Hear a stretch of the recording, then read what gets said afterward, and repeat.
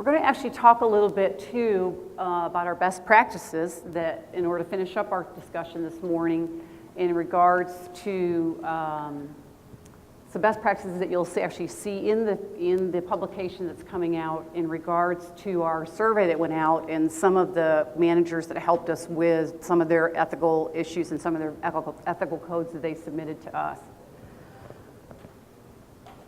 First one is EWA by Gentry Community Association Management. Jim Dodson's here today.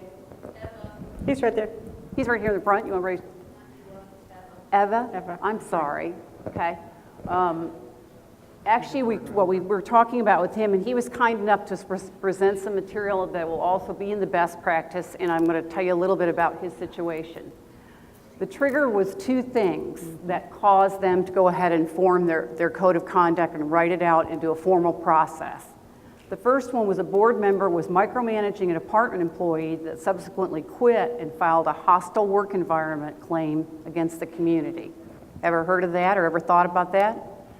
So that was their first situation. Their second situation was the developer representative on the board was paying team employees to help after hours in the construction yard, creating salary issues in amongst all the employees.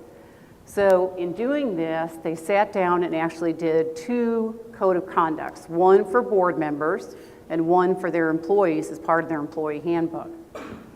The complaint had to be filed within a certain period of time, and the complaint regarding the process, the complaint had to be filed to the board president, and it had to be in writing, or to the vice president or property manager if it involved the president. So they were very specific on who the complaint was filed to. There's a 30-day review period in which they can gather information in regards to it and determine what the complaint is and how the process is that they're going to go through as far as trying to resolve the complaint. And then they have 7 days to go ahead and issue a written finding after the board has actually sat down and talked together regarding the complaint to the board member.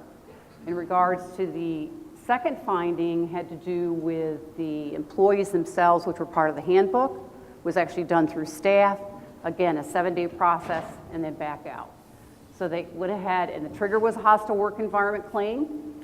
Process was completed. They communicated well to the board orientation meeting that they actually reviewed all of it. And then they had the enforcement procedures that actually followed along with it.